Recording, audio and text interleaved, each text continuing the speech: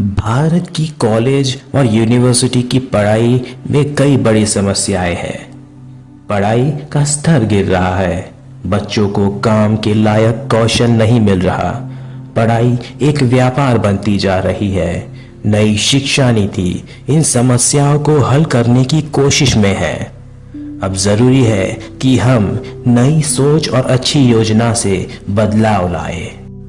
भारत की कॉलेज पढ़ाई में क्या क्या नए बदलाव हुए हैं। राज्य के सरकारी कॉलेजों की संख्या और पहुंच बढ़ी है। निजी कॉलेज और यूनिवर्सिटी बहुत तेजी से बढ़े हैं। डिजिटल पढ़ाई जैसे दीक्षा और डिजिटल लाइब्रेरी से छात्रों को घर बैठे पढ़ने में मदद मिली है। महिलाओं और पिछड़े वर्गों के बच्चों की संख्या कॉलेजों में बढ़ी है। पुरुषों और महिलाओं के नामांकन में अब बराबरी हो रही है। इंजीनियरिंग और साइंस जैसे क्षेत्रों में लड़कियां अब ज़्यादा पढ़ रही है। SC, ST और OBC छात्रों का नामांकन भी बढ़ रहा है। सरकार ने हैफा जैसी योजना से कॉलेज में बिल्डिंग और लैब बनाने में मदद दी है।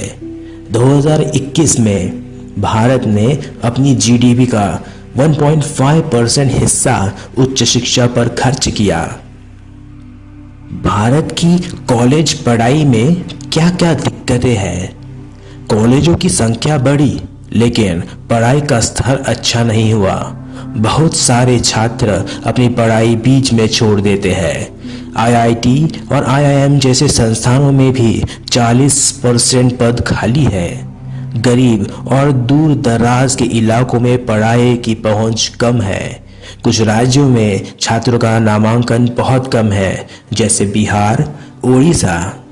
बहुत से कोर्स पुराने हैं, आज भी ज़रूरतों के अनुसार नहीं हैं। रिसर्च में भारत बहुत पीछे है, बहुत कम पैसे खर्च होते हैं। रिसर्च की संख्या तो बड़ी है पर उसका असर और गुणवत्ता नहीं है। सरकार का ज़्यादा दखल होने से कॉलेजों की आज़ादी कम हो रही है। बहुत से नौजवान भारत छोड़कर विदेश पढ़ने और बसने चल जाते हैं। मानसिक तनाव, चिंता और डिप्रेशन छात्रों में बढ़ रही है। कॉलेज की फीस बहुत ज़्यादा है जिससे कई लोग पढ़ नहीं पाते। भारत कॉलेज और यूनिवर्सिटी की पढ़ाई को बेहतर कैसे बना सकता है। अच्छे और योग्य शिक्षक जल्दी और साफ तरीके से भर्ती किए जाए। शिक्षकों को रिसर्च, वर्कशॉप और नई खोज करने की पूरी छूट मिलनी चाहिए। कॉलेजों को और कंपनियों के बीच बेहतर संबंध बने ताकि पढ़ाई असली जीवन में जुड़ सके। कोर्स में इंटर्नशिप, ट्रेनिंग और प्रोजेक्ट शामिल किए जाए। सोचने, सवाल पूछने और समझने की ताकत बच्चों में बढ़ाई जाए।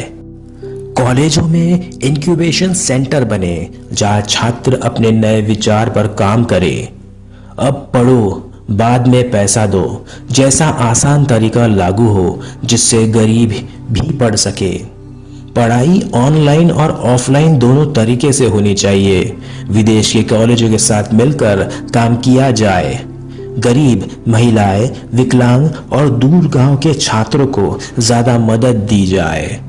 कॉलेजों को समाज और देश की ज़रूरतों के अनुसार रिसर्च करने के लिए प्रोत्साहन देना चाहिए। भारत को केवल कॉलेजों की संख्या नहीं बढ़ानी बल्कि पढ़ाई की गुणवत्ता, बराबरी और असली काम की तैयारी पर ध्यान देना होगा।